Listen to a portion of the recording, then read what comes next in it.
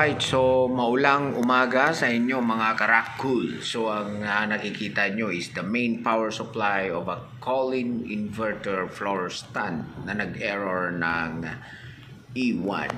Okay, so mabilisan lang to mga karakul. Ang nagiging problema ng ganitong unit, floor stand na inverter na Colin.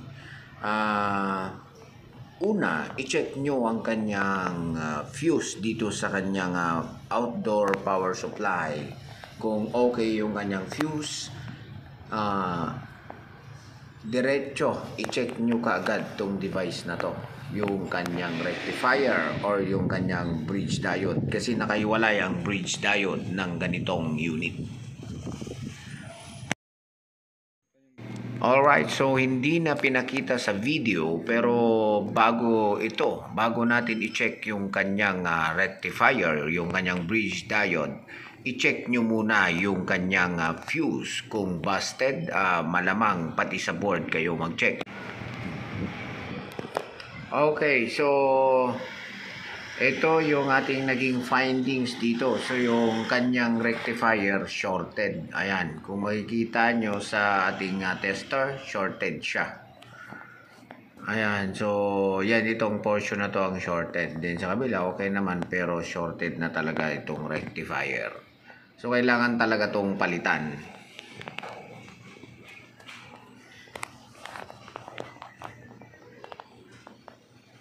So, yan yung nakita nating sira na rectifier or the bridge diode. Ayan. So, ito naman yung kanyang, ito yung bago natin na ipapalit sa rectifier na shorted. So, ayan siya. Ito yung bago ngayon. Gumana. Ang likot. O, ayan, meron na. Tapos dito, pag binaliktad natin, wala. Ito yung kanyang AC. Tapos ito yung dalawang diode. So, pag binaliktad, meron. Wala. So, sa kabila, ganun din. Meron. Wala. So, sa Colin kasi na brand na ganito, 3-tanner to, 4HP na Colin inverter,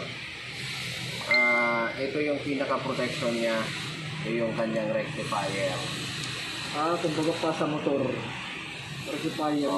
Ito yung rectifier niya. So, ito yung usually na bumibigay. Unang siya nasisira. Unang nasisira. Kaysa sisirain niya yung Buong board. So, bibili muna tayo ng silicone compound bago natin ito testing. Okay na? So, ito siya. So, ito yung kanyang 220. Ayan. Galing doon, papunta dito. So, ito yung 220 niya. Yung ating red na galing sa main supply. Tapos babalik ulit dyan sa main board para supplyan ng fan motor. Then pupunta sa IPM para supplyan ng ating compressor. Okay, so temporarily isasarado muna natin para matesting. So mga ano lang to pagti-testing nito, mga split minutes lang. Mga 5 minutes kasi palalagyan pa natin ito ng silicone compound ang ating rectifier. So, i-on ang breaker.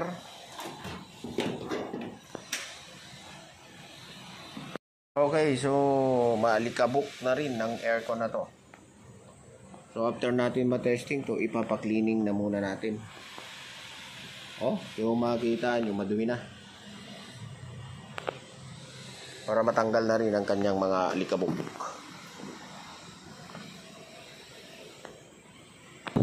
So, ayan na siya mga kamaster, mga kalodi, mga karaku. Umandar na ang ating Colin na inverter na 4HP. So, bumigay ang kanyang rectifier.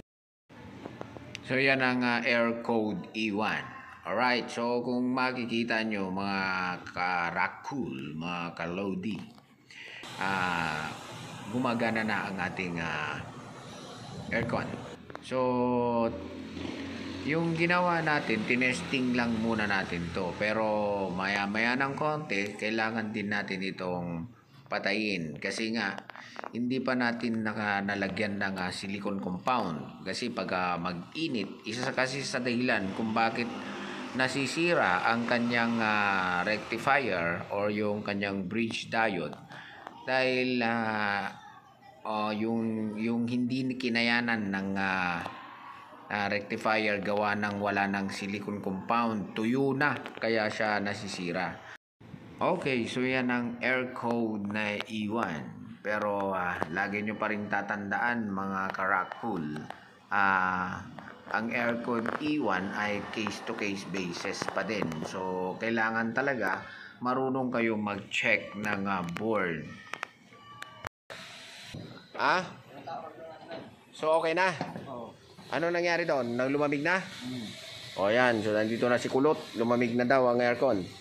Pero kailangan muna nating lagyan ng silicone compound. Alright, so air code E1 has been solved. Maraming salamat ulit sa inyong mga ka-Rockcool. Thank you for watching. At sa mga bago pa sa ating channel, please don't forget to subscribe, like, and share. Click the bell button. Click all para ma-notify kayo sa ating mga susunod pang mga videos. Mabuhay po tayong lahat.